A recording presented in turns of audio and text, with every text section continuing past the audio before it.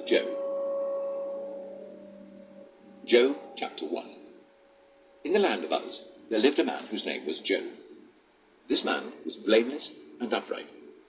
He feared God and shunned evil. He had 7 sons and 3 daughters, and he owned 7,000 sheep, 3,000 camels, 500 yoke of oxen, and 500 donkeys, and had a large number of servants. He was the greatest man among all the people of the East. His sons used to hold feasts in their homes on their birthdays, and they would invite their 3 sisters to eat and drink with them. When a period of feasting had run its course, Job would make arrangements for them to be purified. Early in the morning he would sacrifice a burnt offering for each of them, thinking, "Perhaps my children have sinned and cursed God in their hearts." This was Job's regular custom. Job's One first day, test. the angels came to present themselves before the Lord, and Satan also came with them. The Lord said to Satan, "Where have you come from?" Satan answered the Lord, "From roaming throughout the earth, going to and fro on it." Then the Lord said to Satan, "Have you considered my servant Job? There is no one on earth like him. He is blameless and upright, a man who fears God and shuns evil." "Does Job fear God for nothing?" Satan replied. "Have you not put a hedge around him and his household and everything he has? You have blessed the work of his hands, so that his flocks and herds are spread throughout the land. But now stretch out your hand and strike everything he has, and he will surely curse you to your face." The Lord said to Satan, "Very well then, everything he has is in your power, but on the man himself do not lay a finger." Then Satan went out from the presence of the Lord. One day, when Job's sons and daughters were feasting and drinking wine at the eldest brother's house, a messenger came to Job and said, "The oxen were ploughing and the donkeys were grazing nearby, and the Sabeans attacked and made off with them. They put the servants to the sword, and I am the only one who has escaped to tell you." While he was still speaking, another messenger came and said, "The fire of God fell from the heavens and burned up the sheep and the servants, and I am the only one who has escaped to tell you." While he was still speaking, another messenger came and said, "The Chaldeans formed 3 raiding parties and swept down on your camels and made off with them. They put the servants to the sword, and I am the only one who has escaped to tell you." While he was still speaking, yet another messenger came and said, "Your sons and daughters were feasting and drinking wine at the eldest brother's house, when suddenly a mighty wind swept in from the desert and struck the 4 corners of the house. It collapsed on them, and they are dead. And I am the only one who has escaped to tell you." At this, Job got up and tore his robe and shaved his head. Then he fell to the ground in worship and said, "Naked I came from my mother's womb, and naked I shall depart. The Lord gave, and the Lord has taken away. May the name of the Lord be praised." In all this, Job did not sin by charging God with wrongdoing. Job's second test. Job chapter 2. On another day, the angels came to present themselves before the Lord, and Satan also came with them to present himself before him. And the Lord said to Satan, "Where have you come from?" Satan answered the Lord, "From roaming throughout the earth, going to and fro on it." Then the Lord said to Satan, "Have you considered my servant Job? There is no one on earth like him. He is blameless and upright, a man who fears God and shuns evil. And he still maintains his integrity, though you incited me against him to ruin him without any reason." "Skin for skin," Satan replied. "A man will give all he has for his own life. But now stretch out your hand and strike his flesh and bones, and he will surely curse you to your face." The Lord said to Satan, "Very well then, he is in your hands, but you must spare his life." So Satan went out from the presence of the Lord and afflicted Job with painful sores from the soles of his feet to the crown of his head. Then Job took a piece of broken pottery and scraped himself with it as he sat among the ashes. His wife said to him, "Are you still maintaining your integrity? Curse God and die." He replied, "You are talking like a foolish woman. Shall we accept good from God and not trouble?" In all this, Job did not sin in what he said. When Job's 3 friends, Eliphaz the Temanite, Bildad the Shuhite, and Zophar the Naamathite, heard about all the troubles that had come upon him, they set out from their homes and met together by agreement to go and sympathize with him and comfort him. When they saw him from a distance, they could hardly recognize him. They began to weep aloud, and they tore their robes and sprinkled dust on their heads. Then they sat on the ground with him for 7 days and 7 nights. No one said a word to him. because they saw how great his suffering was. Job speaks. Job chapter 3. After this, Job opened his mouth and cursed the day of his birth. He said, "May the day of my birth perish, and the night that said a boy is conceived. That day, may it turn to darkness. May God above not care about it. May no light shine on it. May gloom and utter darkness claim it once more. May a cloud settle over it. May blackness overwhelm it. That night, may thick darkness seize it. May it not be included among the days of the year, nor be entered in any of the months. May that night be barren. May no shout of joy be heard in it. May those who curse days curse that day. Those who are ready to rouse Leviathan, may its morning stars become dark. May it wait for daylight in vain, and not see the first rays of dawn. For it did not shut the doors of the womb on me, to hide trouble from my eyes. Why did I not perish at birth, and die as I came from the womb? Why were there knees to receive me, and breasts that I might be nursed? For now I would be lying down in peace. I would be asleep and at rest with kings and rulers of the earth, who built for themselves places now lying in ruins, with princes who had gold, who filled their houses with silver. Or why was I not hidden away in the ground, like a stillborn child, like an infant who never saw the light of day?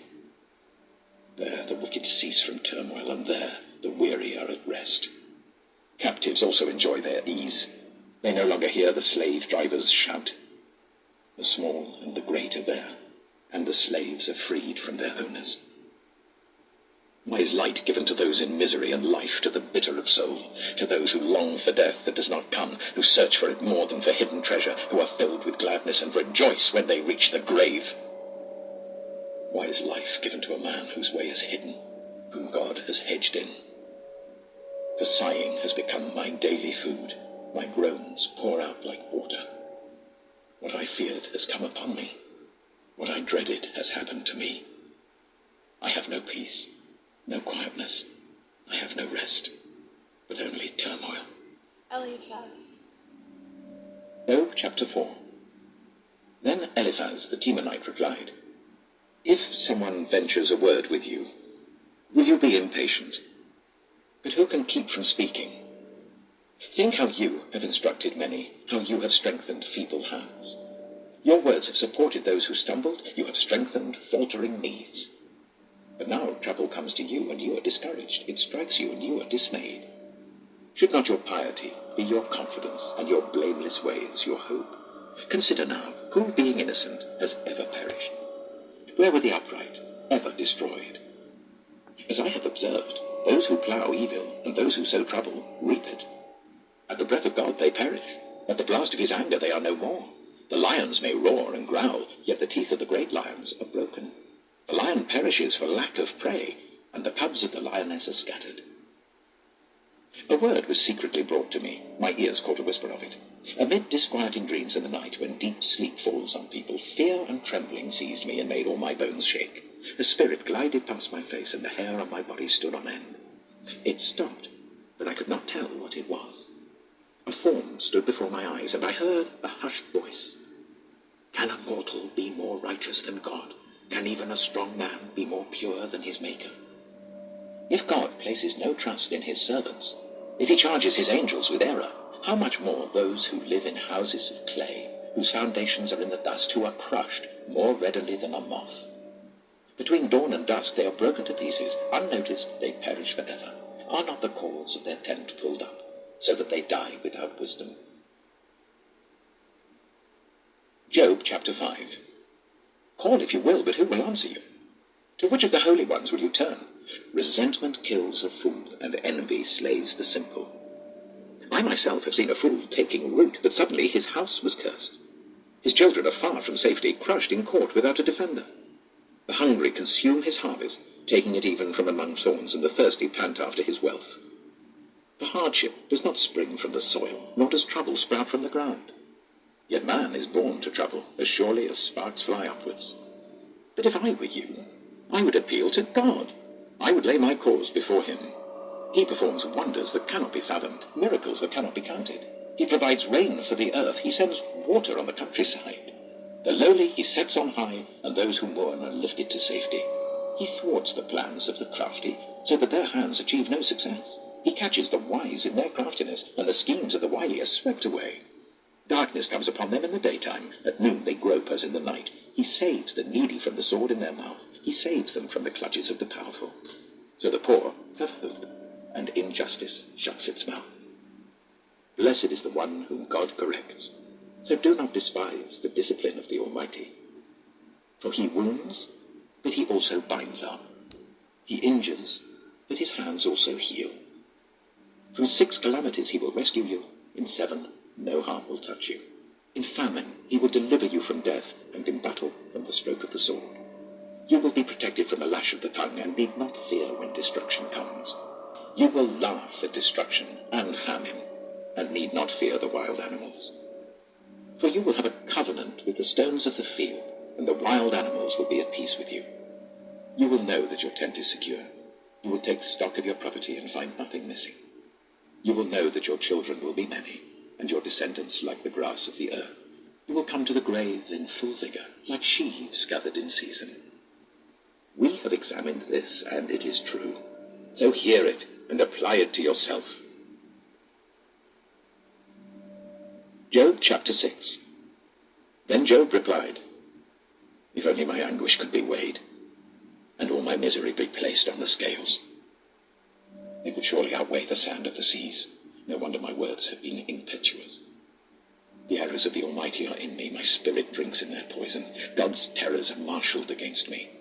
Does a wild donkey bray when it has grass, or an ox bellow when it has fodder?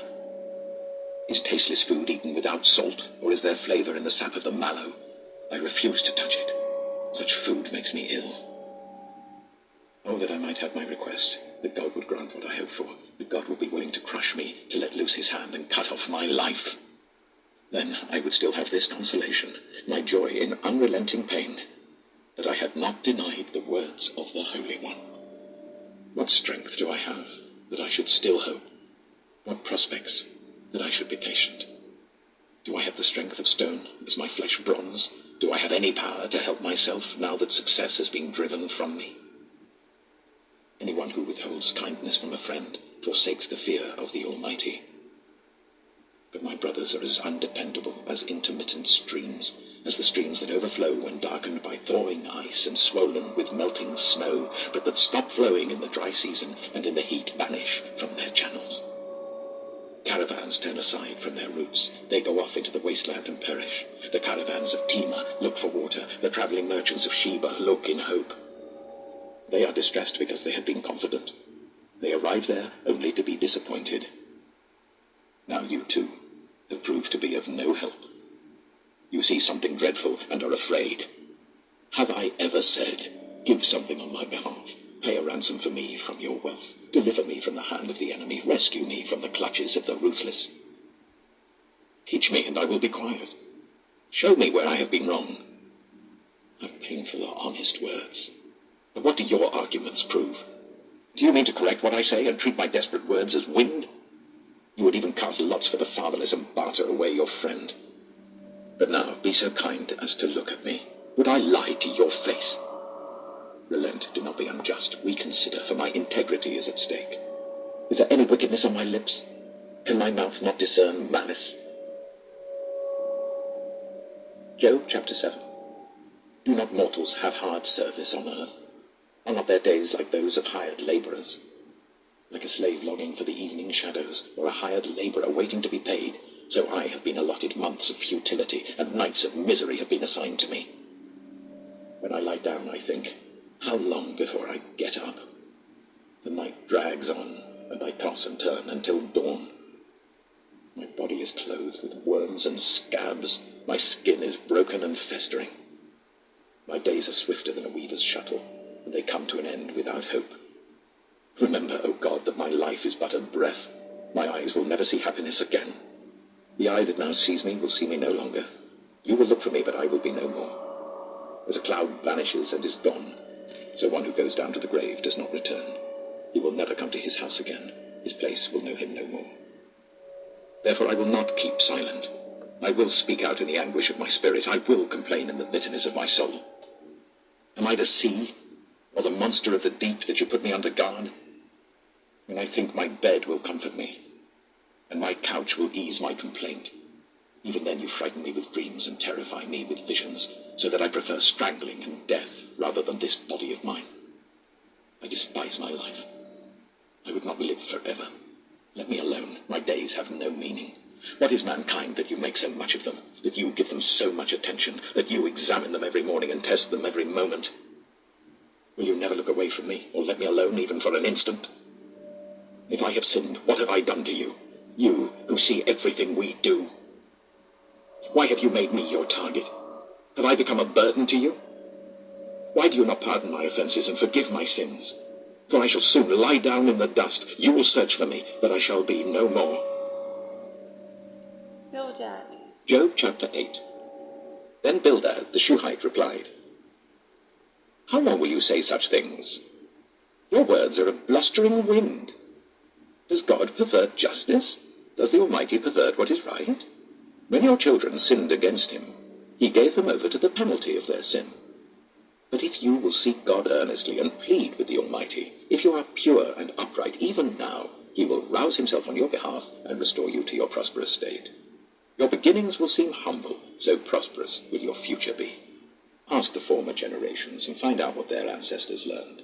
For we were born only yesterday and know nothing, and our days on earth are but a shadow. Will they not instruct you and tell you? Will they not bring forth words from their understanding? Can papyrus grow tall where there is no marsh?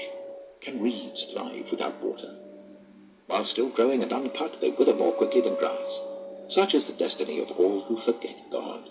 So perishes the hope of the godless. What they trust in is fragile. What they rely on is a spider's web.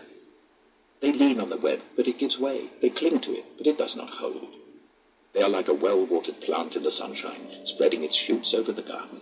It entwines its roots round a pile of rocks and looks for a place among the stones. But when it is torn from its spot, that place disowns it and says, I never saw you. Surely its life withers away, and from the soil other plants grow. Surely God does not reject one who is blameless, or strengthen the hands of evildoers. He will yet fill your mouth with laughter and your lips with shouts of joy. Your enemies will be clothed in shame, and the tents of the wicked will be no more. Job chapter 9. Then Job replied, Indeed, I know that this is true. But how can mere mortals prove their innocence before God? Though they wished to dispute with him, they could not answer him one sin 1,000 times. His wisdom is profound, his power is vast. Who has resisted him and come out unscathed? He moves mountains without their knowing it and overturns them in his anger. He shakes the earth from its place and makes its pillars tremble. He speaks to the sun, and it does not shine. He seals off the light of the stars. He alone stretches out the heavens and treads on the waves of the sea. He is the maker of the Bear and Orion, the Pleiades and the constellations of the south. He performs wonders that cannot be fathomed, miracles that cannot be counted. When he passes me, I cannot see him. When he goes by, I cannot perceive him. If he snatches away, who can stop him? Who can say to him, What are you doing? God does not restrain his anger. Even the cohorts of Rahab cowered at his feet. How then can I dispute with him? How can I find words to argue with him? Though I were innocent, I could not answer him. I could only plead with my judge for mercy. Even if I summoned him and he responded, I do not believe he would give me a hearing. He would crush me with a storm and multiply my wounds for no reason. He would not let me catch my breath, but would overwhelm me with misery. If it is a matter of strength, he is mighty. And if it is a matter of justice, who can challenge him? Even if I were innocent, my mouth would condemn me. If I were blameless, it would pronounce me guilty. Although I am blameless, I have no concern for myself. I despise my own life. It is all the same. That is why I say he destroys both the blameless and the wicked. When a scourge brings sudden death, he mocks the despair of the innocent. When a land falls into the hands of the wicked, he blindfolds its judges. If it is not he, then who is it? My days are swifter than a runner. They fly away without a glimpse of joy. They skim past like boats of papyrus, like eagles swooping down on their prey. If I say, I will forget my complaint, I will change my expression and smile, I still dread all my sufferings, for I know you will not hold me innocent. Since I am already found guilty, why should I struggle in vain? Even if I washed myself with soap and my hands with cleansing powder, you would plunge me into a slime pit so that even my clothes would detest me. He is not a mere mortal like me, that I might answer him, that we might confront each other in court. If only there was someone to mediate between us, someone to bring us together, someone to remove God's rod from me, so that his terror would frighten me no more. Then I would speak up without fear of him. But as it now stands with me, I cannot. Job chapter 10. I loathe my very life. Therefore I will give free rein to my complaint and speak out in the bitterness of my soul. I say to God, do not declare me guilty, but tell me what charges you have against me. Does it please you to oppress me, to spurn the work of your hands, while you smile on the plans of the wicked? Do you have eyes of flesh? Do you see as a mortal sees? Are your days like those of a mortal, or your years like those of a strong man, that you must search out my faults and probe after my sin? Though you know that I am not guilty, and that no one can rescue me from your hand. Your hands shaped me and made me. Will you now turn and destroy me? Remember that you molded me like clay. Will you now turn me to dust again? Did you not pour me out like milk and curdle me like cheese, clothe me with skin and flesh, and knit me together with bones and sinews? You gave me life and showed me kindness, and in your providence watched over my spirit. But this is what you concealed in your heart, and I know that this was in your mind. If I sinned, you would be watching me, and would not let my offense go unpunished. If I am guilty, woe to me. Even if I am innocent, I cannot lift up my head, for I am full of shame and drowned in my affliction. If I hold my head high, you stalk me like a lion, and again display your awesome power against me. You bring new witnesses against me, and increase your anger towards me. Your forces come against me, wave upon wave. Why then did you bring me out of the womb? I wish I had died before any eye saw me. If only I had never come into being, or had been carried straight from the womb to the grave. Are not my few days almost over? Turn away from me so that I can have a moment's joy before I go to the place of no return, to the land of gloom and utter darkness, to the land of deepest night, of utter darkness and disorder, where even the light is like darkness. So far. Job chapter 11. Then Zophar the Naamathite replied, are all these words to go unanswered? Is this talker to be vindicated? Will your idle talk reduce others to silence? Will no one rebuke you when you mock? You say to God, my beliefs are flawless, and I am pure in your sight. Oh, how I wish that God would speak, that he would open his lips against you, and disclose to you the secrets of wisdom, for true wisdom has two sides. Know this, God has even forgotten some of your sin. Can you fathom the mysteries of God? Can you probe the limits of the Almighty? They are higher than the heavens above. What can you do? They are deeper than the depths below. What can you know? Their measure is longer than the earth and wider than the sea. If he comes along and confines you in prison and convenes a court, who can oppose him? Surely he recognizes deceivers, and when he sees evil, does he not take note? But the witless can no more become wise than a wild donkey's colt can be born human. Yet, if you devote your heart to him, and stretch out your hands to him, if you put away the sin that is in your hand, and allow no evil to dwell in your tent, then, free of fault, you will lift up your face. You will stand firm and without fear. You will surely forget your trouble, recalling it only as waters gone by. Life will be brighter than noonday, and darkness will become like morning.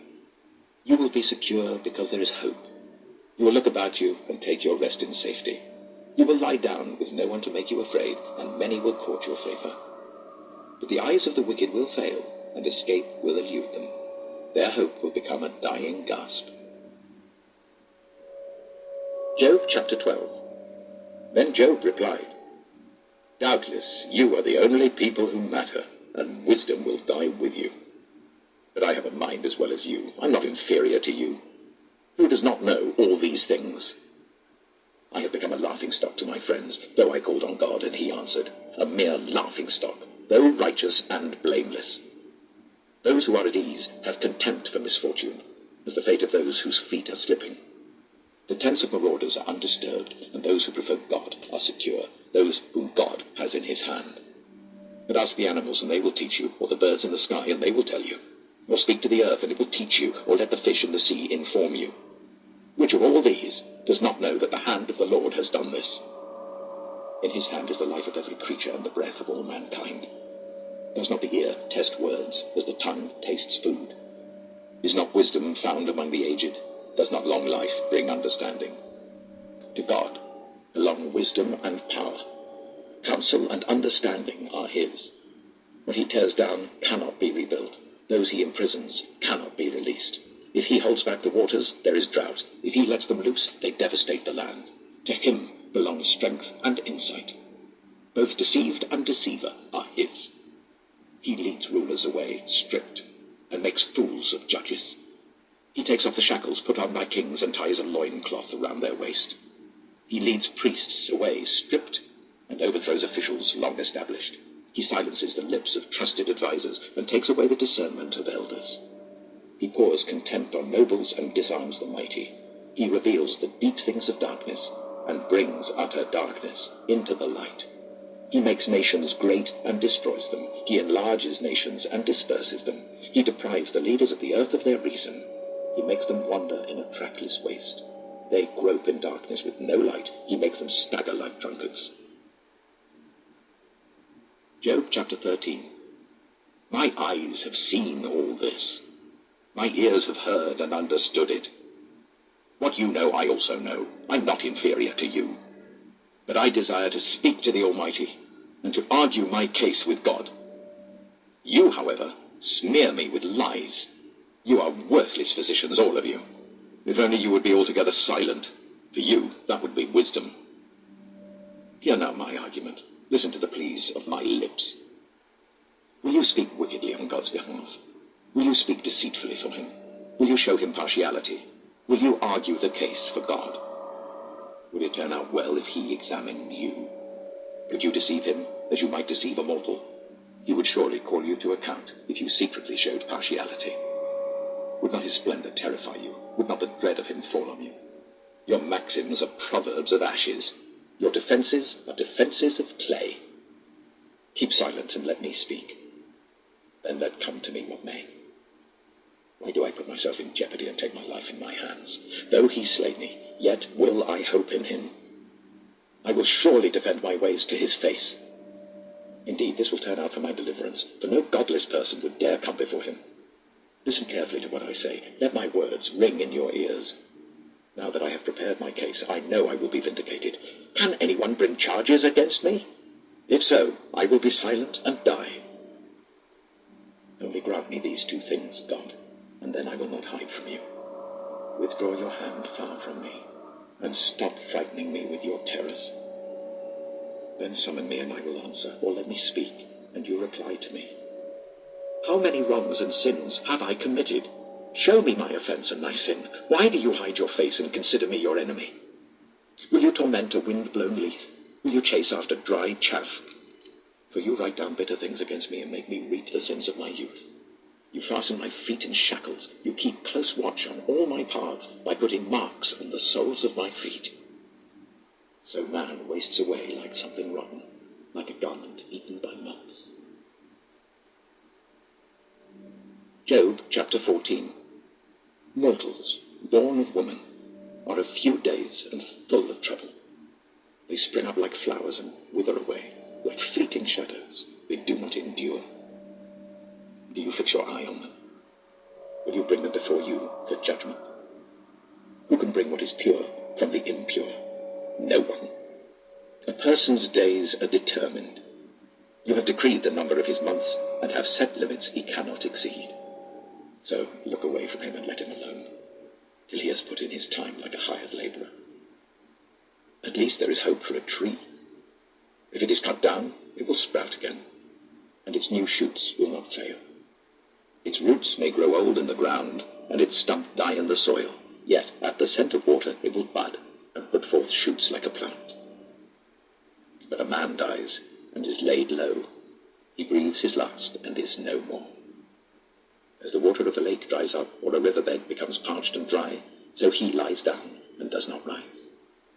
Till the heavens are no more, people will not awake or be roused from their sleep. If only you would hide me in the grave, and conceal me till your anger has passed. If only you would set me a time and then remember me. If someone dies, will they live again? All the days of my hard service I will wait for my renewal to come. You will call, and I will answer you. You will long for the creature your hands have made. Surely then you will count my steps, but not keep track of my sin. My offences will be sealed up in a bag. You will cover over my sin. But as a mountain erodes and crumbles, and as a rock is moved from its place, as water wears away stones and torrents wash away the soil, so you destroy a person's hope. You overpower them once for all, and they are gone. You change their countenance and send them away. If their children are honored, they do not know it. If their children are brought low, they do not see it. They feel but the pain of their own bodies and mourn only for themselves. Eliphaz. Job chapter 15. Then Eliphaz the Temanite replied, Would a wise person answer with empty notions, or fill their belly with the hot east wind? Would they argue with useless words, with speeches that have no value? But you even undermine piety and hinder devotion to God. Your sin prompts your mouth. You adopt the tongue of the crafty. Your own mouth condemns you, not mine. Your own lips testify against you. Are you the first man ever born? Were you brought forth before the hills? Do you listen in on God's counsel? Do you have a monopoly on wisdom? What do you know that we do not know? What insights do you have that we do not have? The grey-haired and the aged are on our side, men even older than your father. Are God's consolations not enough for you, words spoken gently to you? Why has your heart carried you away, and why do your eyes flash, so that you vent your rage against God, and pour out such words from your mouth? What are mortals, that they could be pure? Or those born of woman, that they could be righteous? If God places no trust in his holy ones, if even the heavens are not pure in his eyes, how much less mortals, who are vile and corrupt, who drink up evil like water? Listen to me, and I will explain to you. Let me tell you what I have seen, what the wise have declared, hiding nothing received from their ancestors, to whom alone the land was given when no foreigners moved among them. All his days the wicked man suffers torment, the ruthless man, through all the years stored up for him. Terrifying sounds fill his ears. When all seems well, marauders attack him. He despairs of escaping the realm of darkness. He is marked for the sword. He wanders about for food like a vulture. He knows the day of darkness is at hand. Distress and anguish fill him with terror. Troubles overwhelm him, like a king poised to attack, because he shakes his fist at God and vaunts himself against the Almighty, defiantly charging against him with a thick, strong shield. Though his face is covered with fat, and his waist bulges with flesh, he will inhabit ruined towns and houses where no one lives, houses crumbling to rubble. He will no longer be rich, and his wealth will not endure, nor will his possessions spread over the land. He will not escape the darkness. A flame will wither his shoots, and the breath of God's mouth will carry him away. Let him not deceive himself by trusting what is worthless, for he will get nothing in return. Before his time he will wither, and his branches will not flourish. He will be like a vine stripped of its unripe grapes, like an olive tree shedding its blossoms. For the company of the godless will be barren, and fire will consume the tents of those who love bribes. They conceive trouble and give birth to evil. Their womb fashions deceit. Chapter 16. Then Job replied, I have heard many things like these. You're miserable comforters, all of you. Will your long-winded speeches never end? What ails you that you keep on arguing? I also could speak like you if you were in my place. I could make fine speeches against you and shake my head at you. But my mouth would encourage you. Comfort from my lips would bring you relief. Yet if I speak, my pain is not relieved, and if I refrain, it does not go away. Surely, God, you have worn me out. You have devastated my entire household. You have shriveled me up, and it has become a witness. My gauntness rises up and testifies against me. God assails me and tears me in his anger, and gnashes his teeth at me. My opponent fastens on me his piercing eyes. People open their mouths to jeer at me. They strike my cheek in scorn and unite together against me. God has turned me over to the ungodly and thrown me into the clutches of the wicked. All was well with me, but he shattered me. He seized me by the neck and crushed me. He has made me his target. His archers surround me. Without pity, he pierces my kidneys and spills my gall on the ground. Again and again he bursts upon me. He rushes at me like a warrior. I have sewed sackcloth over my skin and buried my brow in the dust. My face is red with weeping. Dark shadows ring my eyes. Yet my hands have been free of violence, and my prayer is pure. Earth, do not cover my blood. May my cry never be laid to rest. Even now my witness is in heaven. My advocate is on high. My intercessor is my friend, as my eyes pour out tears to God. On behalf of a man, he pleads with God as one pleads for a friend. Only a few years will pass before I take the path of no return. Job chapter 17. My spirit is broken, my days are cut short, the grave awaits me. Surely mockers surround me. My eyes must dwell on their hostility. Give me, O God, the pledge you demand. Who else will put up security for me? You have closed their minds to understanding, therefore you will not let them triumph. If anyone denounces their friends for reward, the eyes of their children will fail. God has made me a byword to everyone, a man in whose face people spit. My eyes are grown dim with grief. My whole frame is but a shadow. The upright are appalled at this. The innocent are aroused against the ungodly. Nevertheless, the righteous will hold to their ways, and those with clean hands will grow stronger. But come on, all of you. Try again. I will not find a wise man among you. My days have passed, my plans are shattered. Yet the desires of my heart turn night into day. In the face of the darkness, light is near. If the only home I hope for is the grave, if I spread out my bed in the realm of darkness, if I say to corruption, you are my father, and to the worm, my mother, or my sister, where then is my hope? Who can see any hope for me? Will it go down to the gates of death? Will we descend together into the dust? Job chapter 18. Then Bildad the Shuhite replied, when will you end these speeches? Be sensible, and then we can talk. Why are we regarded as cattle and considered stupid in your sight? You, who tear yourself to pieces in your anger. Is the earth to be abandoned for your sake, or must the rocks be moved from their place? The lamp of a wicked man is snuffed out. The flame of his fire stops burning. The light in his tent becomes dark. The lamp beside him goes out. The vigor of his step is weakened. His own schemes throw him down. His feet thrust him into a net. He wanders into its mesh. A trap seizes him by the heel. A snare holds him fast. A noose is hidden for him on the ground. A trap lies in his path. Terrors startle him on every side and dog his every step. Calamity is hungry for him. Disaster is ready for him when he falls. It eats away parts of his skin. Death's firstborn devours his limbs. He is torn from the security of his tent and marched off to the king of terrors. Fire resides in his tent. Burning sulphur is scattered over his dwelling. His roots dry up below, and his branches wither above. The memory of him perishes from the earth. He has no name in the land. He is driven from light into the realm of darkness, and is banished from the world.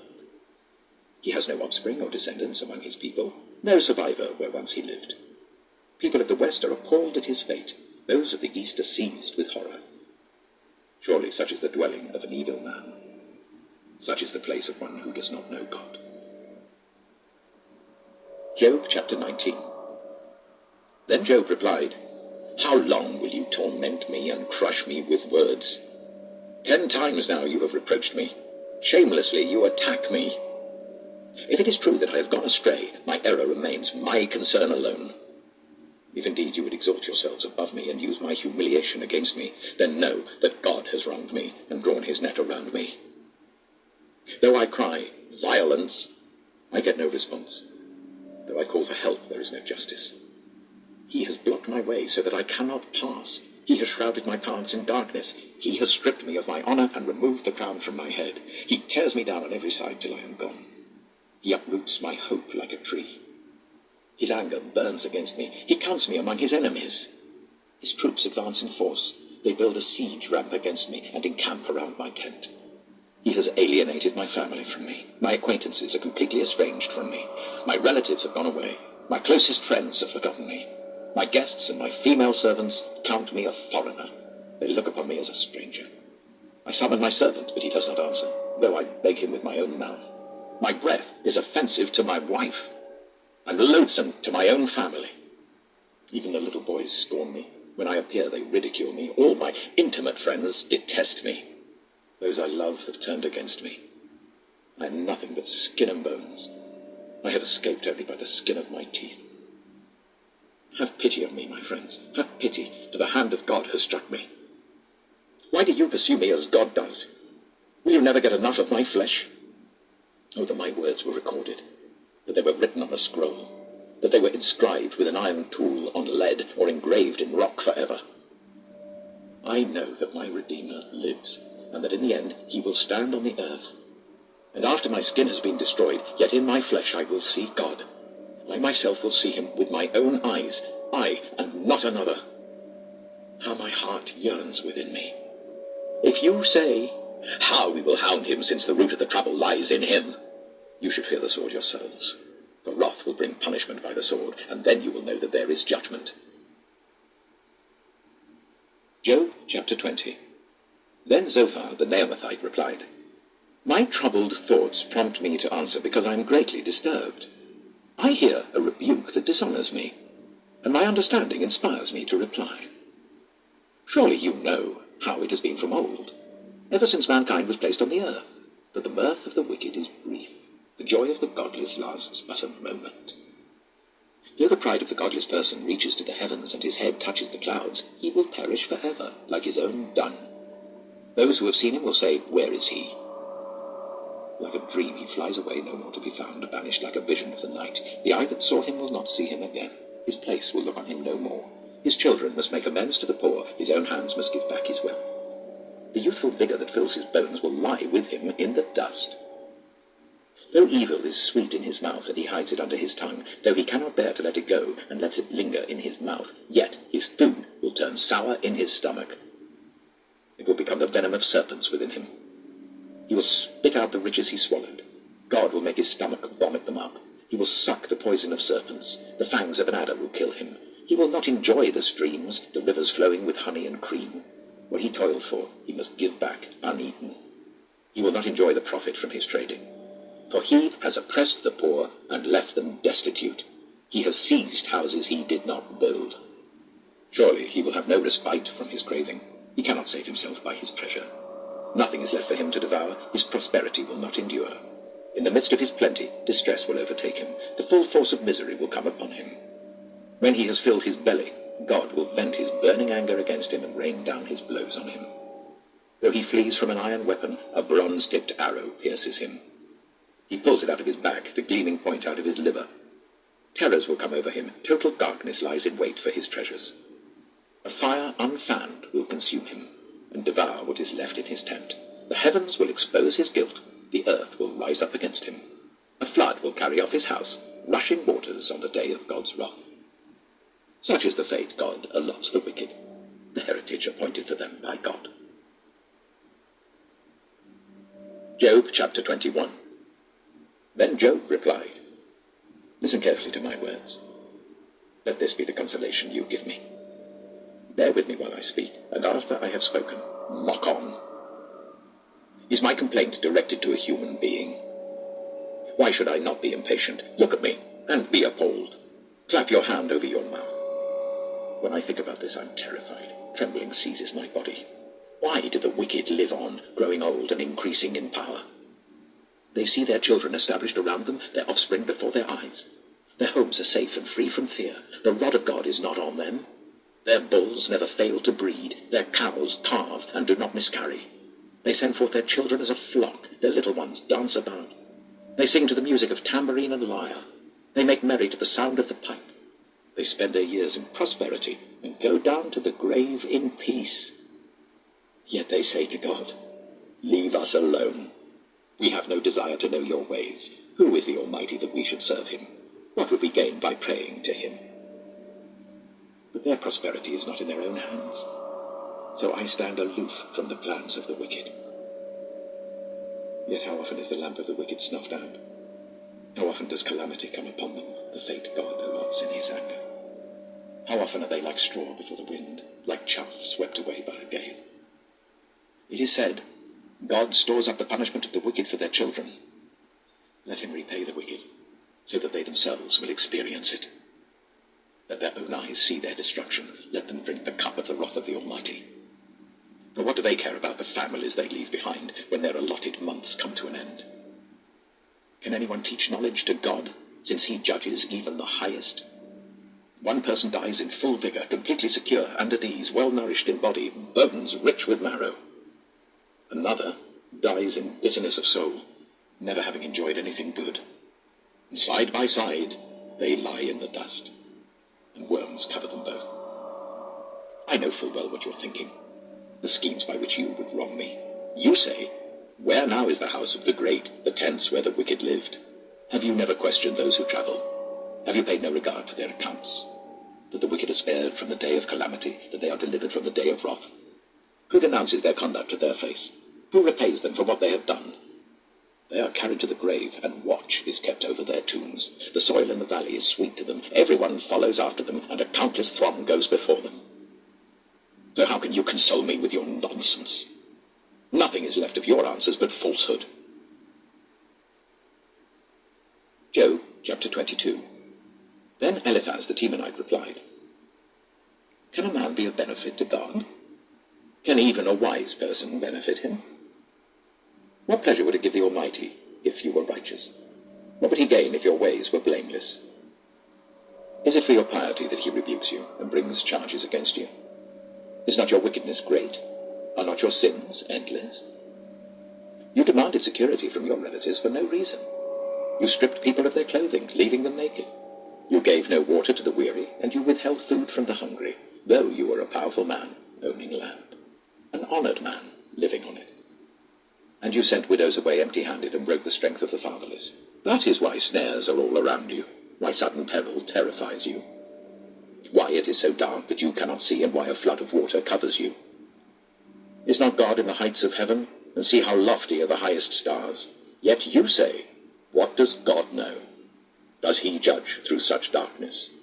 Thick clouds veil him, so he does not see us as he goes about in the vaulted heavens. Will you keep to the old path that the wicked have trod? They were carried off before their time, their foundations washed away by a flood. They said to God, leave us alone. What can the Almighty do to us? Yet it was he who filled their houses with good things. So I stand aloof from the plans of the wicked. The righteous see their ruin and rejoice. The innocent mock them, saying, surely our foes are destroyed, and fire devours their wealth. Submit to God, and be at peace with him. In this way prosperity will come to you. Accept instruction from his mouth, and lay up his words in your heart. If you return to the Almighty, you will be restored. If you remove wickedness far from your tent, and assign your nuggets to the dust, your gold of Ophir to the rocks in the ravines, then the Almighty will be your gold, the choicest silver for you. Surely then you will find delight in the Almighty, and will lift up your face to God. You will pray to him, and he will hear you, and you will fulfill your vows. What you decide on will be done, and light will shine on your ways. When people are brought low, and you say, lift them up, then he will save the downcast. He will deliver even one who is not innocent, who will be delivered through the cleanness of your hand. Job chapter 23. Then Job replied, even today my complaint is bitter. His hand is heavy in spite of my groaning. If only I knew where to find him, if only I could go to his dwelling, I would state my case before him and fill my mouth with arguments. I would find out what he would answer me and consider what he would say to me. Would he vigorously oppose me with great power? No. He would not press charges against me. There the upright can establish their innocence before him, and there I would be delivered forever from my judge. But if I go to the east, he is not there. If I go to the west, I do not find him. When he is at work in the north, I do not see him. When he turns to the south, I catch no glimpse of him. But he knows the way that I take. When he has tested me, I shall come forth as gold. My feet have closely followed his steps. I have kept to his way without turning aside. I have not departed from the commands of his lips. I have treasured the words of his mouth more than my daily bread. But he stands alone, and who can oppose him? He does whatever he pleases. He carries out his decree against me, and many such plans he still has in store. That is why I am terrified before him. When I think of all this, I fear him. God has made my heart faint. The Almighty has terrified me. Yet I am not silenced by the darkness, by the thick darkness that covers my face. Job chapter 24. Why does the Almighty not set times for judgment? Why must those who know him look in vain for such days? There are those who move boundary stones. They pasture flocks they have stolen. They drive away the orphan's donkey and take the widow's ox in pledge. They thrust the needy from the path and force all the poor of the land into hiding. Like wild donkeys in the desert, the poor go about their labor of foraging food. The wasteland provides food for their children. They gather fodder in the fields and glean in the vineyards of the wicked. Lacking clothes, they spend the night naked. They have nothing to cover themselves in the cold. They are drenched by mountain rains and hug the rocks for lack of shelter. The fatherless child is snatched from the breast. The infant of the poor is seized for a debt. Lacking clothes, they go about naked. They carry the sheaves, but still go hungry. They crush olives among the terraces. They tread the wine presses, yet suffer thirst. The groans of the dying rise from the city, and the souls of the wounded cry out for help. But God charges no one with wrongdoing. There are those who rebel against the light, who do not know its ways or stay in its paths. When daylight is gone, the murderer rises up, kills the poor and needy, and in the night steals forth like a thief. The eye of the adulterer watches for dusk. He thinks, no eye will see me, and he keeps his face concealed. In the dark, thieves break into houses, but by day they shut themselves in. They want nothing to do with the light. For all of them, midnight is their morning. They make friends with the terrors of darkness. Yet they are foam on the surface of the water. Their portion of the land is cursed, so that no one goes to the vineyards. As heat and drought snatch away the melted snow, so the grave snatches away those who have sinned. The womb forgets them, the worm feasts on them. The wicked are no longer remembered, but are broken like a tree. They prey on the barren and childless woman, and to the widow they show no kindness. But God drags away the mighty by his power. Though they become established, they have no assurance of life. He may let them rest in a feeling of security, but his eyes are on their ways. For a little while they are exalted, and then they are gone. They are brought low and gathered up like all others. They are cut off like ears of corn. If this is not so, who can prove me false and reduce my words to nothing? Job chapter 25. Then Bildad the Shuhite replied, Dominion and awe belong to God. He establishes order in the heights of heaven. Can his forces be numbered? On whom does his light not rise? How then can a mortal be righteous before God? How can one born of woman be pure? If even the moon is not bright, and the stars are not pure in his eyes, how much less a mortal, who is but a maggot, a human being, who is only a worm? Job chapter 26. Then Job replied, How you have helped the powerless, how you have saved the arm that is feeble, what advice you have offered to one without wisdom, and what great insight you have displayed. Who has helped you utter these words, and whose spirit spoke from your mouth? The dead are in deep anguish, those beneath the waters and all that live in them. The realm of the dead is naked before God. Destruction lies uncovered. He spreads out the northern skies over empty space. He suspends the earth over nothing. He wraps up the waters in his clouds, yet the clouds do not burst under their weight. He covers the face of the full moon, spreading his clouds over it. He marks out the horizon on the face of the waters for a boundary between light and darkness. The pillars of the heavens quake, aghast at his rebuke. By his power he churned up the sea. By his wisdom he cut Rahab to pieces. By his breath the skies became fair. His hand pierced the gliding serpent. And these are but the outer fringe of his works. How faint the whisper we hear of him. Who then can understand the thunder of his power? Job chapter 27. And Job continued his discourse. As surely as God lives, who has denied me justice, the Almighty who has made my life bitter. As long as I have life within me, the breath of God in my nostrils, my lips will not say anything wicked, and my tongue will not utter lies. I will never admit you are in the right. Till I die, I will not deny my integrity. I will maintain my innocence and never let go of it. My conscience will not reproach me as long as I live. May my enemy be like the wicked, my adversary like the unjust. For what hope have the godless when they are cut off, when God takes away their life? Does God listen to their cry when distress comes upon them? Will they find delight in the Almighty? Will they call on God at all times?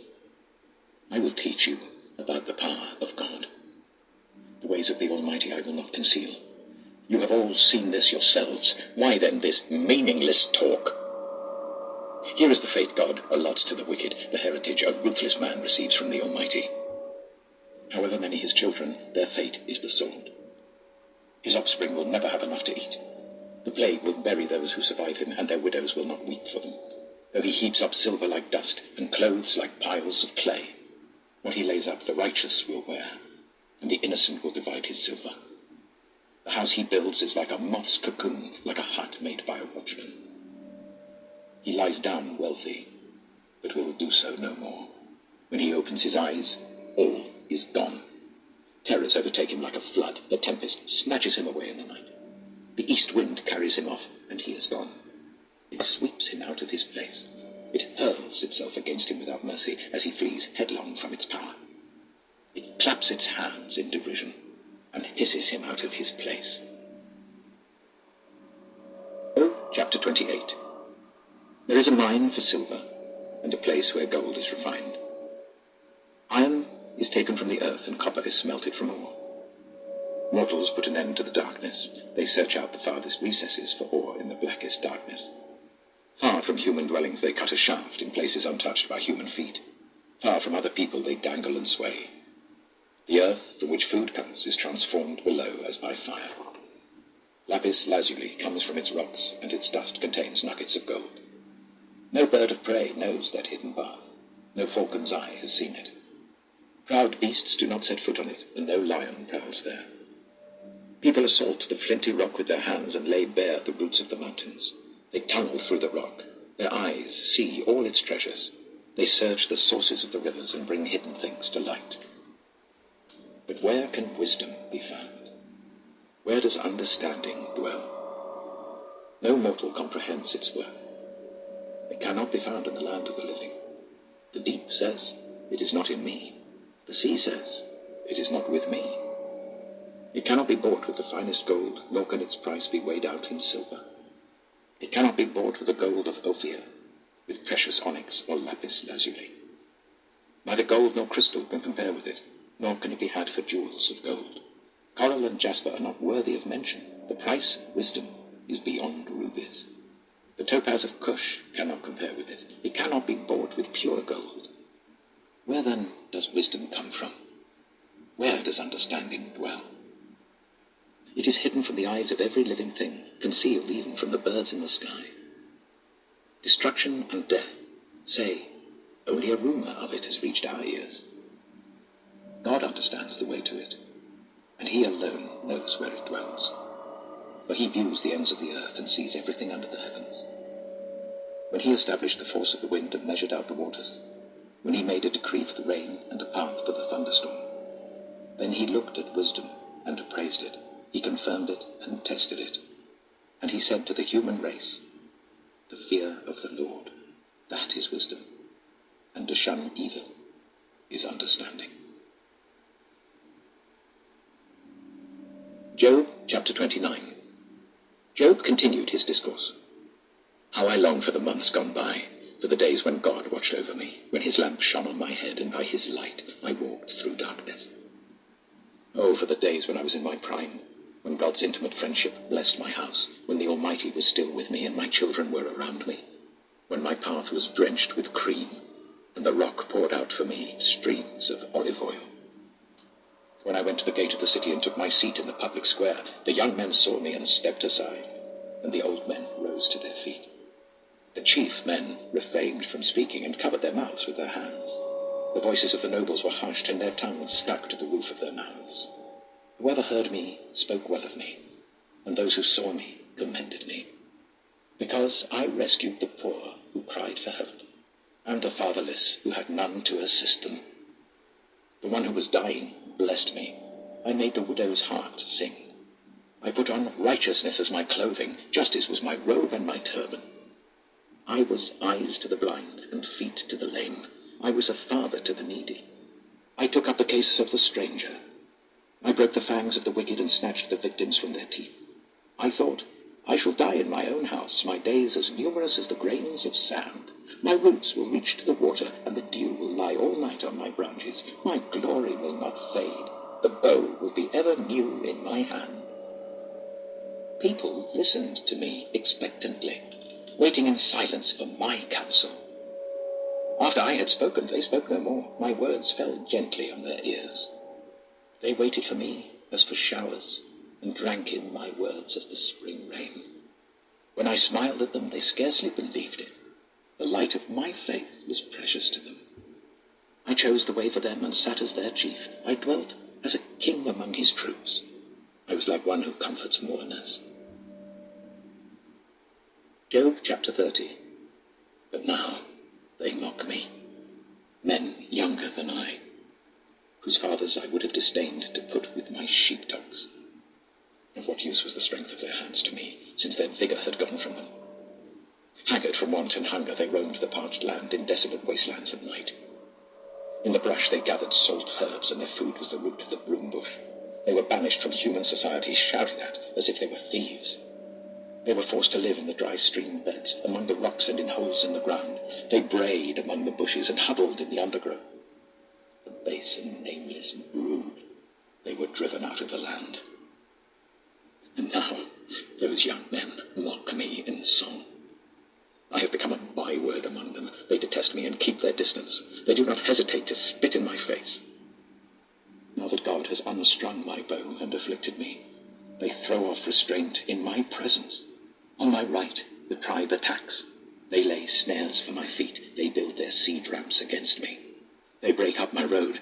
They succeed in destroying me. No one can help him, they say. They advance as through a gaping breach. Amid the ruins they come rolling in.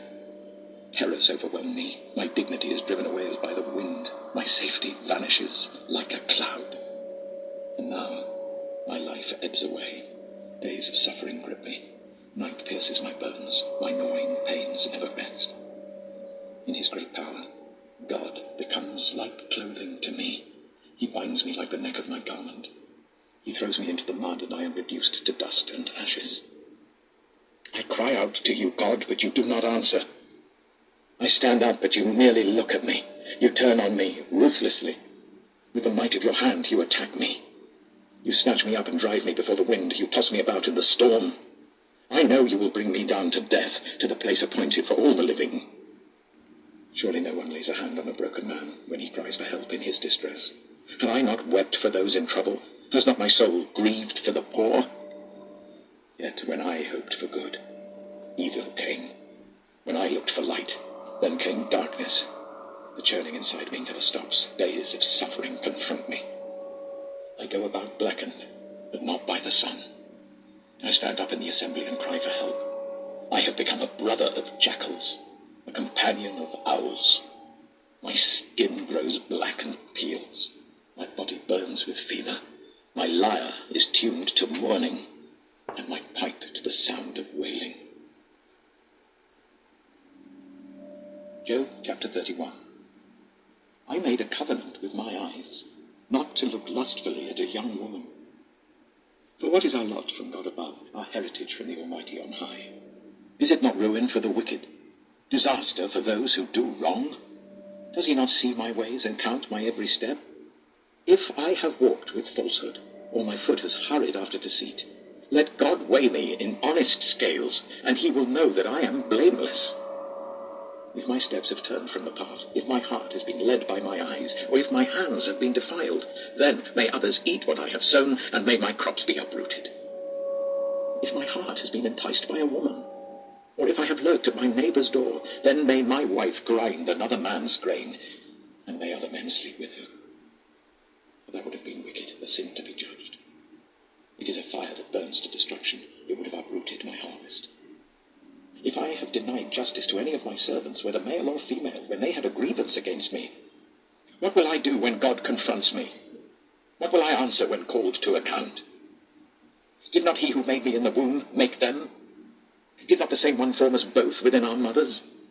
If I have denied the desires of the poor, or let the eyes of the widow grow weary, if I have kept my bread to myself, not sharing it with the fatherless, but from my youth I reared them as a father would, and from my birth I guided the widow, if I have seen anyone perishing for lack of clothing, or the needy without garments, and their hearts did not bless me for warming them with the fleece from my sheep, if I have raised my hand against the fatherless, knowing that I had influence in court, then let my arm fall from the shoulder, let it be broken off at the joint. For I dreaded destruction from God, and for fear of his splendor I could not do such things. If I have put my trust in gold, or said to pure gold, you are my security. If I have rejoiced over my great wealth, the fortune my hands had gained, if I have regarded the sun in its radiance, of the moon moving in splendor, so that my heart was secretly enticed and my hand offered them a kiss of homage, then these also would be sins to be judged, for I would have been unfaithful to God on high. If I have rejoiced at my enemy's misfortune, or gloated over the trouble that came to him, I have not allowed my mouth to sin by invoking a curse against their life. If those of my household have never said, who has not been filled with Job's meat? But no stranger had to spend the night in the street, for my door was always open to the traveller. If I have concealed my sin, as people do, by hiding my guilt in my heart, because I so feared the crowd and so dreaded the contempt of the clans, that I kept silent and would not go outside, oh, that I had someone to hear me. I sign now my defense. Let the Almighty answer me. Let my accuser put his indictment in writing. Surely I would wear it on my shoulder. I would put it on like a crown. I would give him an account of my every step. I would present it to him as to a ruler. If my land cries out against me, and all its furrows are wet with tears, if I have devoured its yield without payment, or broken the spirit of its tenants, then let briars come up instead of wheat, and stinkweed instead of barley. The words of Job are ended.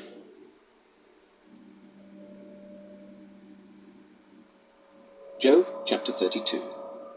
So these three men stopped answering Job, because he was righteous in his own eyes. But Elihu, son of Barachel, the Buzite of the family of Ram, became very angry with Job for justifying himself rather than God. He was also angry with the three friends because they had found no way to refute Job, and yet had condemned him. Now Elihu had waited before speaking to Job because they were older than he. But when he saw that the three men had nothing more to say, his anger was aroused. So Elihu, son of Barachel, the Buzite, said, I am young in years, and you are old. That is why I was fearful, not daring to tell you what I know. I thought age should speak, advanced years should teach wisdom. But it is the spirit in a person, the breath of the Almighty, that gives them understanding. It is not only the old who are wise, not only the aged who understand what is right. Therefore I say, listen to me. I too will tell you what I know. I waited while you spoke. I listened to your reasoning. While you were searching for words, I gave you my full attention. But not one of you has proved Job wrong. None of you has answered his arguments. Do not say, we have found wisdom. Let God, not a man, refute him. But Job has not marshalled his words against me, and I will not answer him with your arguments. They are dismayed and have no more to say. Words have failed them. Must I wait, now that they are silent, now that they stand there with no reply? I too will have my say. I too will tell what I know. For I am full of words, and the spirit within me compels me. Inside I'm like bottled-up wine, like new wineskins, ready to burst. I must speak and find relief. I must open my lips and reply. I will show no partiality, nor will I flatter anyone. For if I were skilled in flattery, my Maker would soon take me away. Job chapter 33. But now, Job, listen to my words. Pay attention to everything I say. I am about to open my mouth. My words are on the tip of my tongue. My words come from an upright heart. My lips sincerely speak what I know. The Spirit of God has made me. The breath of the Almighty gives me life. Answer me then, if you can. Stand up and argue your case before me. I am the same as you, in God's sight. I too am a piece of clay. No fear of me should alarm you, nor should my hand be heavy on you. But you have said in my hearing, I heard the very words, I am pure, I have done no wrong. I am clean and free from sin. Yet God has found fault with me. He considers me his enemy. He fastens my feet in shackles. He keeps close watch on all my paths. But I tell you, in this you are not right. For God is greater than any mortal. Why do you complain to him that he responds to no one's words? For God does speak, now one way, now another, though no one perceives it. In a dream, in a vision of the night, when deep sleep falls on people as they slumber in their beds, he may speak in their ears and terrify them with warnings, to turn them from wrongdoing and keep them from pride, to preserve them from the pit, their lives from perishing by the sword. Or someone may be chastened on a bed of pain, with constant distress in their bones, so that their body finds food repulsive and their soul loathes the choicest meal.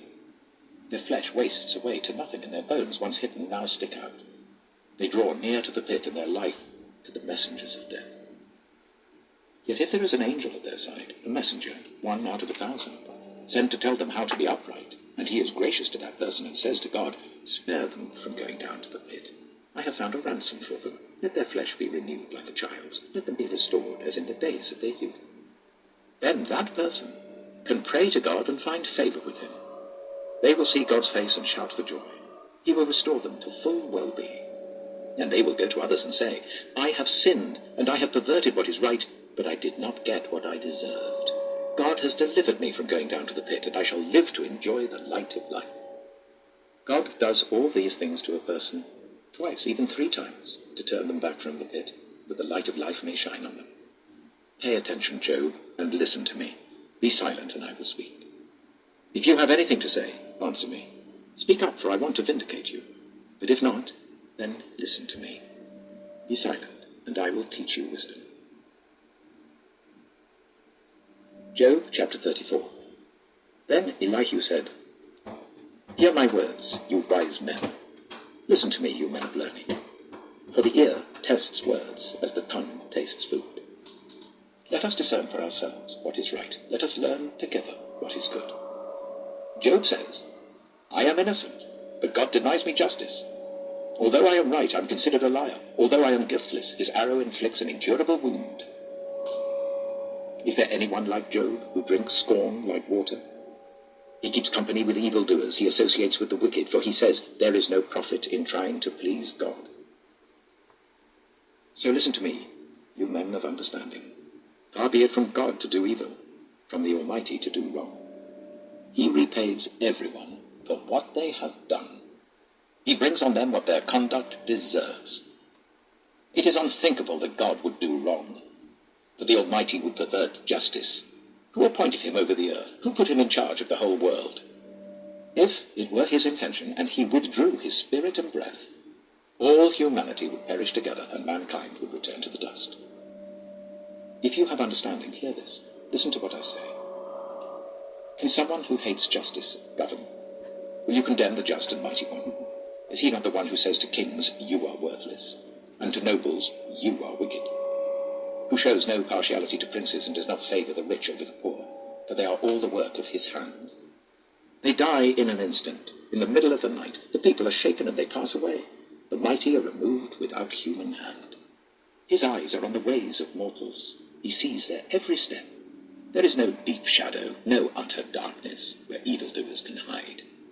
God has no need to examine men further, that they should come before him for judgment.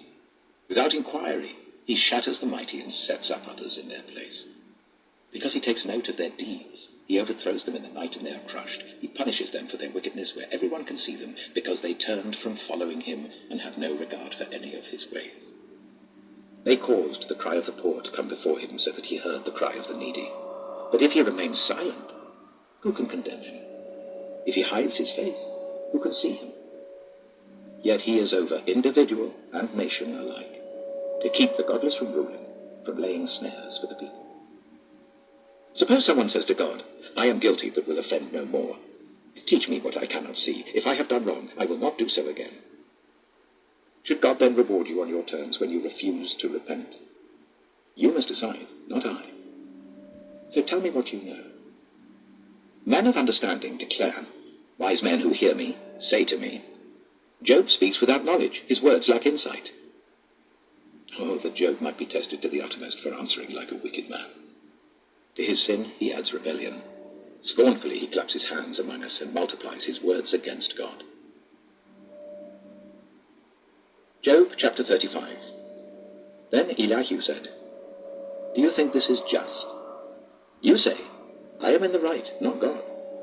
Yet you ask him, what profit is it to me, and what do I gain by not sinning? I would like to reply to you, and to your friends with you. Look up at the heavens and see. Gaze at the clouds so high above you. If you sin, how does that affect him? If your sins are many, what does that do to him? If you are righteous, what do you give to him, or what does he receive from your hand? Your wickedness only affects humans like yourself, and your righteousness only other people. People cry out under a load of oppression. They plead for relief from the arm of the powerful, but no one says, "Where is God my Maker, who gives songs in the night, who teaches us more than he teaches the beasts of the earth, and makes us wiser than the birds in the sky?" He does not answer when people cry out because of the arrogance of the wicked.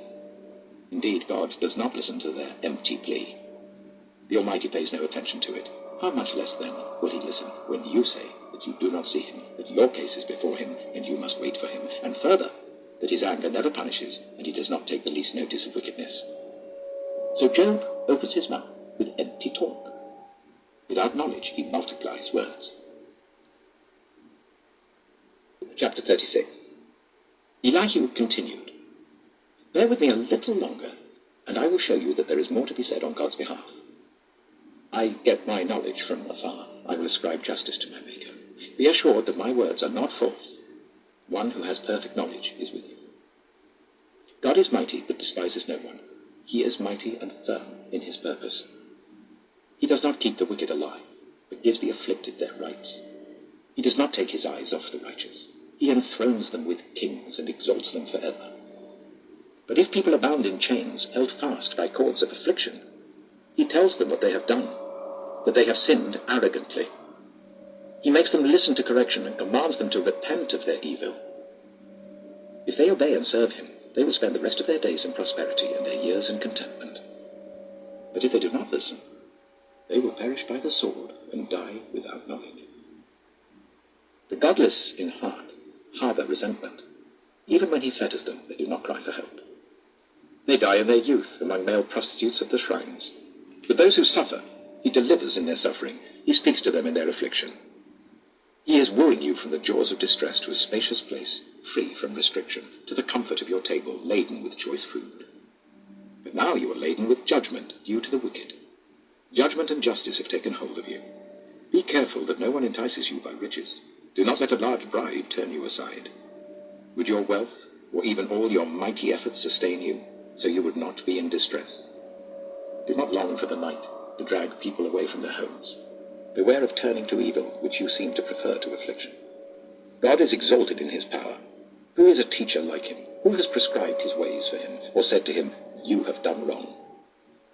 Remember to extol his word, which people have praised in song. All humanity has seen it. Mortals gaze on it from afar. How great is God, beyond our understanding. The number of his years is past finding out.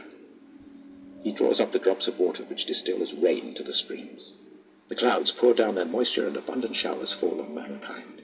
Who can understand how he spreads out the clouds, how he thunders from his pavilion? See how he scatters his lightning about him, bathing the depths of the sea. This is the way he governs the nations and provides food in abundance. He fills his hands with lightning and commands it to strike its mark. His thunder announces the coming storm. Even the cattle make known its approach. Job chapter 37. At this, my heart pants and leaps from its place. Listen. Listen to the roar of his voice, to the rumbling that comes from his mouth. He unleashes his lightning beneath the whole heaven and sends it to the ends of the earth. After that comes the sound of his roar. He thunders with his majestic voice. When his voice resounds, he holds nothing back. God's voice thunders in marvelous ways. He does great things beyond our understanding. He says to the snow, "Fall on the earth," and to the rain shower, "Be a mighty downpour," so that everyone he has made may know his work. He stops all people from their labor. The animals take cover. They remain in their dens. The tempest comes out from its chamber, the cold from the driving winds. The breath of God produces ice, and the broad waters become frozen. He loads the clouds with moisture. He scatters his lightning through them. At his direction, they swirl around over the face of the whole earth to do whatever he commands them. He brings the clouds to punish people, or to water his earth and show his love. Listen to this, Job. Stop and consider God's wonders. Do you know how God controls the clouds and makes his lightning flash? Do you know how the clouds hang poised, those wonders of him who is perfect in knowledge? You who swelter in your clothes when the land lies hushed under the south wind, can you join him in spreading out the skies, hard as a mirror of cast bronze?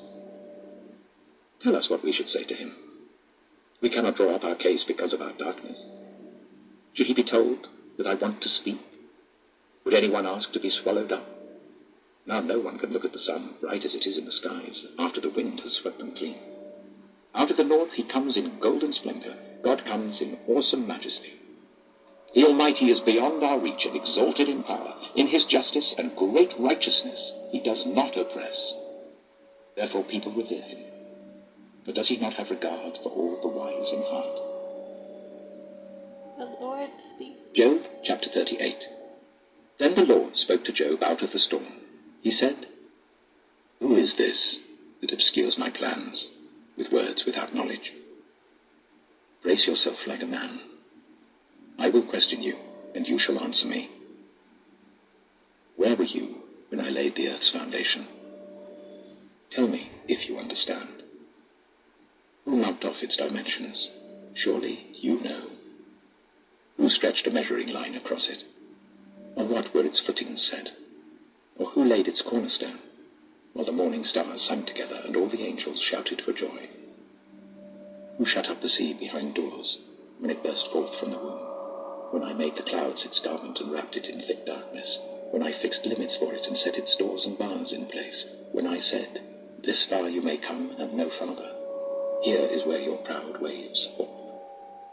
Have you ever given orders to the morning, or shown the dawn its place, that it might take the earth by the edges and shake the wicked out of it? The earth takes shape like clay under a seal. Its features stand out like those of a garment.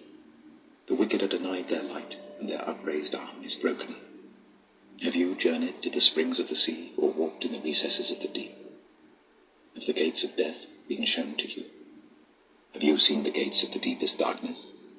Have you comprehended the vast expanses of the earth? Tell me if you know all this.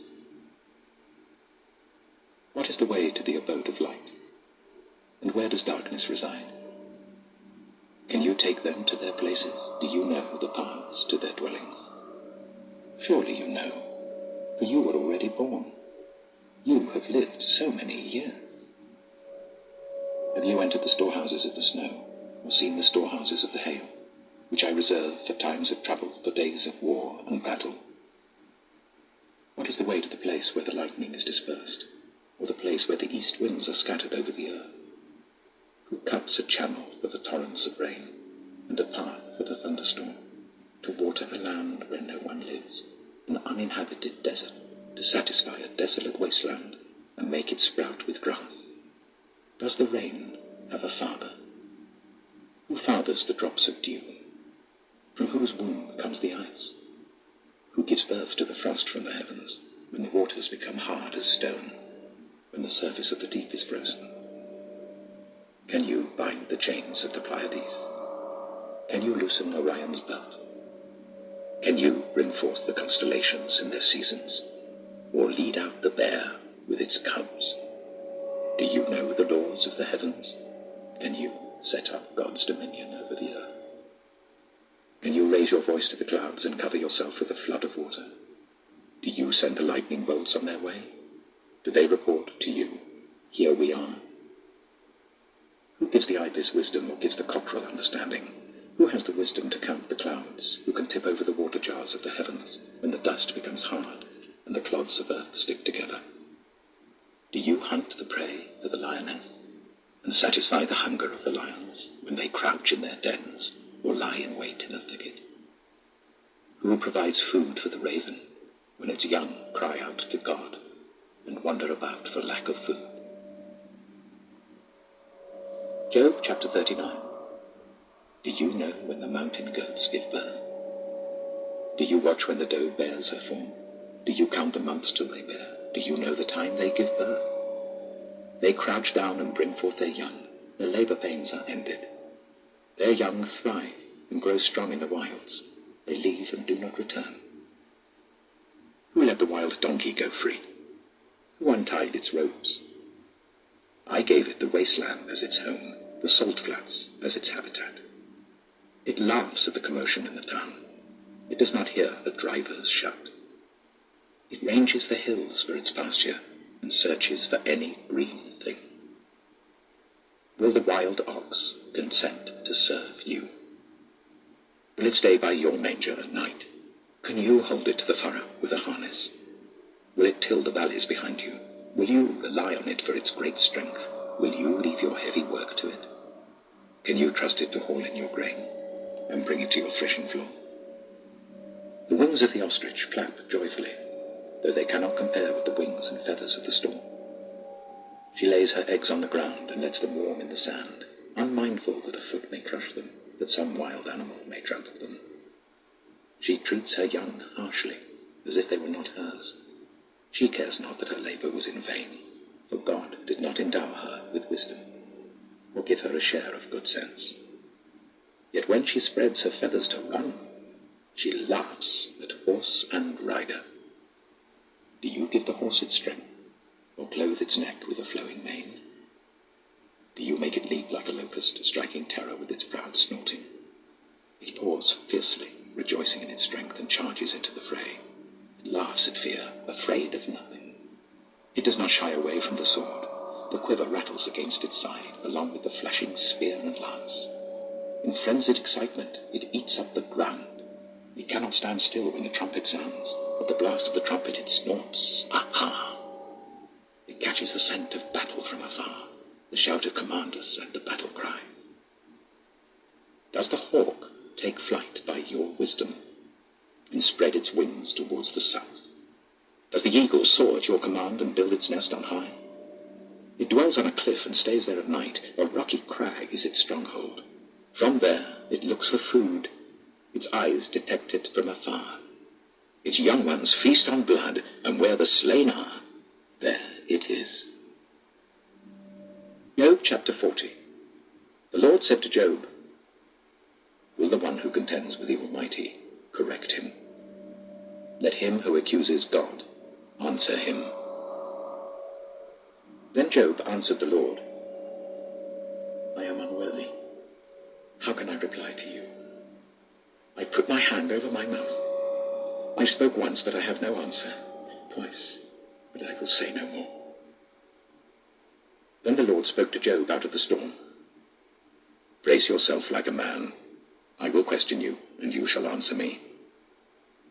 Would you discredit my justice? Would you condemn me to justify yourself? Do you have an arm like God's, and can your voice thunder like his?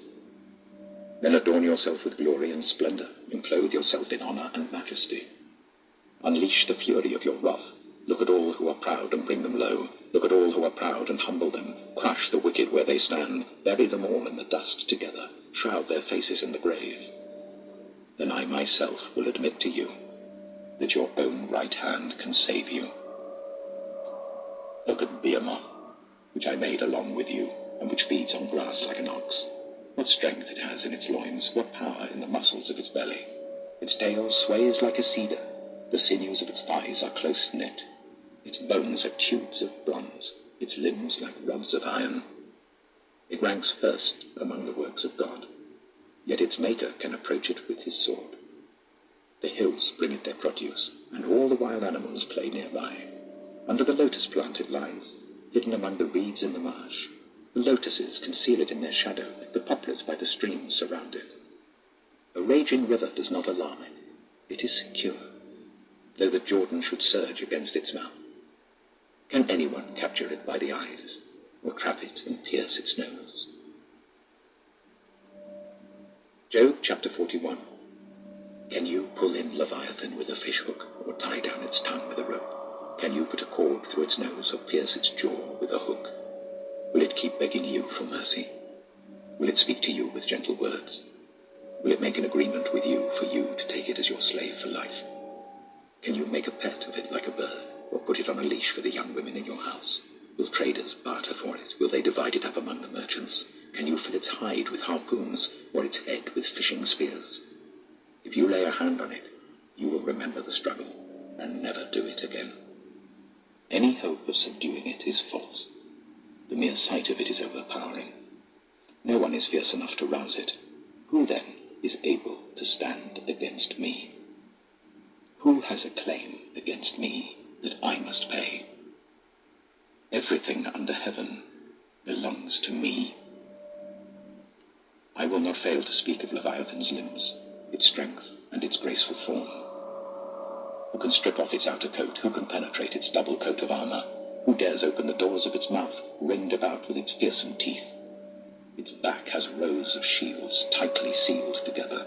Each is so close to the next that no air can pass between. They are joined fast to one another. They cling together and cannot be parted. Its snorting throws out flashes of light. Its eyes are like the rays of dawn. Flames stream from its mouth. Sparks of fire shoot out. Smoke pours from its nostrils as from a boiling pot over burning reeds. Its breath sets coals ablaze, and flames dart from its mouth. Strength resides in its neck. Dismay goes before it. The folds of its flesh are tightly joined. They are firm and immovable. Its chest is hard as rock, hard as a lower millstone. When it rises up, the mighty are terrified. They retreat before its thrashing. The sword that reaches it has no effect, nor does the spear, or the dart, or the javelin. Iron it treats like straw, and bronze like rotten wood. Arrows do not make it flee. Slingstones are like chaff to it. A club seems to it but a piece of straw. It laughs at the rattling of the lance. Its undersides are jagged potsherds, leaving a trail in the mud like a threshing sledge. It makes the depths churn like a boiling cauldron, and stirs up the sea like a pot of ointment. It leaves a glistening wake behind it. One would think the deep had white hair. Nothing on earth is its equal, a creature without fear. It looks down on all that are haughty. It is king over all that are proud. Job chapter 42. Then Job replied to the Lord, I know that you can do all things. No purpose of yours can be thwarted. You asked, who is this that obscures my plans without knowledge? Surely I spoke of things I did not understand, things too wonderful for me to know. You said, listen now, and I will speak. I will question you, and you shall answer me. My ears had heard of you, but now my eyes have seen you. Therefore I despise myself and repent in dust and ashes. After the Lord had said these things to Job, he said to Eliphaz the Temanite, I am angry with you and your 2 friends, because you have not spoken the truth about me, as my servant Job has. So now take 7 bulls and 7 rams, and go to my servant Job and sacrifice a burnt offering for yourselves. My servant Job will pray for you, and I will accept his prayer, and not deal with you according to your folly. You have not spoken the truth about me, as my servant Job has. So Eliphaz the Temanite, Bildad the Shuhite, and Zophar the Naamathite did what the Lord told them, and the Lord accepted Job's prayer. After Job had prayed for his friends, the Lord restored his fortunes, and gave him twice as much as he had before. All his brothers and sisters, and everyone who had known him before, came and ate with him in his house. They comforted and consoled him over all the trouble the Lord had brought on him, and each one gave him a piece of silver and a gold ring. The Lord blessed the latter part of Job's life more than the former part. He had 14,000 sheep, 6,000 camels, 1,000 yoke of oxen, and 1,000 donkeys. And he also had 7 sons and 3 daughters. The first daughter he named Jemimah, the second Keziah, and the third Karen-Happuch. Nowhere in all the land were there found women as beautiful as Job's daughters, and their father granted them an inheritance along with their brothers. After this, Job lived 140 years. He saw his children and their children to the 4th generation. And so Job died, an old man and full of years.